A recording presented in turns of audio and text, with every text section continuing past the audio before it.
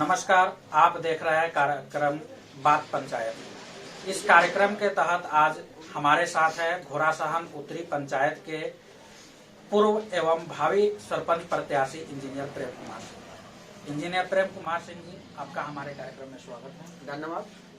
सबसे पहला हमारा सवाल ये है इसका कि आप एज ए सरपंच इस पंचायत से आ रहे हैं, तो आखिर आपने एज ए सरपंच ही क्यों चुना? क्योंकि पंचायत स्तर पर कई सारे आपके पद भी हैं, तो आप उसमें भी, लेकिन सरपंच ही ऐसा है, सरपंच का जो यह पद है न्यायपालिका का पद है और हमने 15 साल तक यह देखा है अपने ग्राम कचहरी में कि किसी को सही ढंग से अभी तक न्याय नहीं मिला है।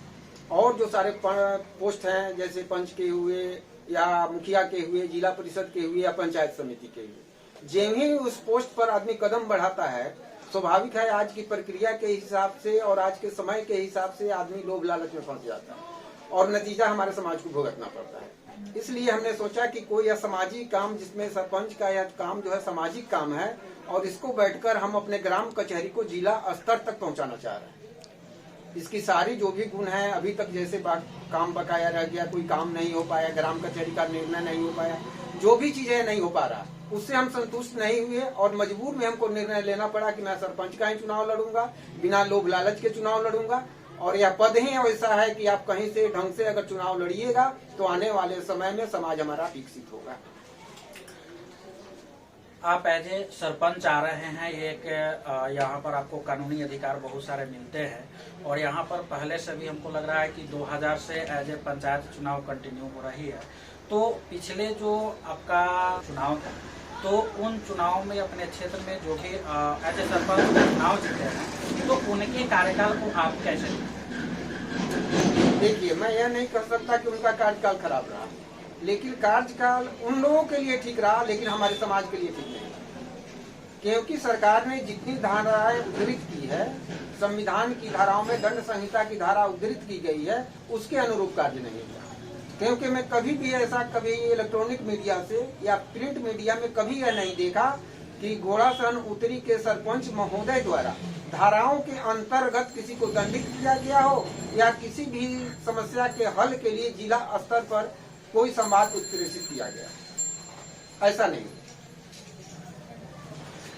एज ए सरपंच प्रत्याशी आपका भी अपने क्षेत्र के लिए कुछ मोटो होगा, कुछ आपका योजनाएं होगी। आप किस तरह का रोडमैप तैयार किए हुए कि आप लोगों के लिए कि आप एज ए सरपंच क्या कर सकते? देखिए, ग्राम पंचायत राज घोड़ासहन उत्तरी आज तक पिछड़ा ही हुआ और सबसे बड़ी बात है कि 15 साल के गठन के बाद भी हम सभी यहाँ ठगे महसूस किए जा रहे हैं। कारण यह है कि संविधान के नियमों की अनदेखी करना।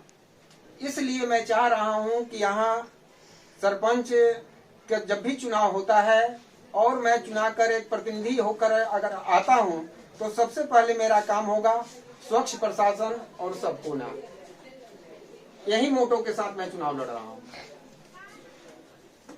आपसे हमारा ये अंतिम प्रश्न होगा, आप एज ए सरपंच आ रहे हैं, तो आपके अपने अधिकार भी पता होंगे कि एक सरपंच को क्या अधिकार प्राप्त है, जरा हम उस पर आपसे ये चर्चा करना चाहेंगे। देखिए, ऐसा है, धाराएं तो बहुत सन्निहित की गई है इसमें, लेकिन संविधान की नियर अबाउट 40 धाराएं जो हमारे ग्राम कचहरी को दिया गया है और इसका उपयोग करना चाहिए, लेकिन हुआ नहीं है। जैसे कि मैंने देखा है कि धारा नंबर 142 और 43 जो है, जो गैर तरीके से लगाए गए जमघट को शामिल होना बताया जाता है, उस पर आज तक 15 साल के अंदर में किसी भी ग्राम कचहरी के ग्राम सरपंच द्वारा उस पर कोई भी निर्णय नहीं लिया गया। ऐसा हमने कभी भी नहीं देखा कि आपने धारा 142 और 43 लगाकर उस जमघट को तोड़ना।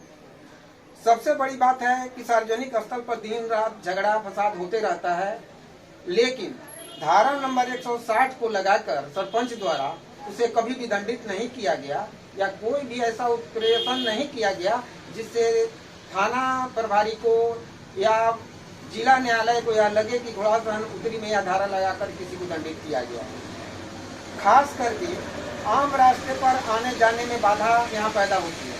शाम के समय में हर एक जगह पर ऐसा देखा जा रहा है, खास करके घोड़ासहन उत्तरी के चौक चौराहों पर कि यहाँ जमघट लगा हुआ है, चाहे वो सब्जी का बाजार हो, साइकिल का स्टैंड हो, मोटरसाइकिल का स्टैंड हो, यह लगा दिया जाता है, जिससे लोग बहुत ज्यादा परेशान हैं। जबकि सरपंच के हाथ में सरकार द्वारा दी गई धारा 283 का उपयोग करके इस काम को आसान बना सकते हैं, सारे लोगों को सुविधा मिल सकती है, लेकिन वैसा नहीं करते हैं।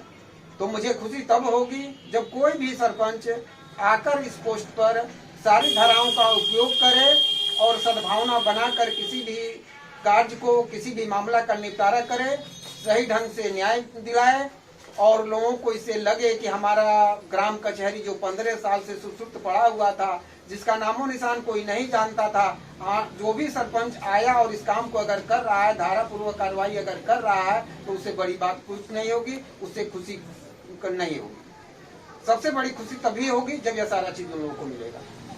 इसलिए मेरा मेन मोटो है स्वच्छ प्रशासन देना, सबको न्याय देना और कानून द्वारा दिए गए संविधान की धारा और दंड प्रक्रिया की धाराओं को सही ढंग से पालन करना।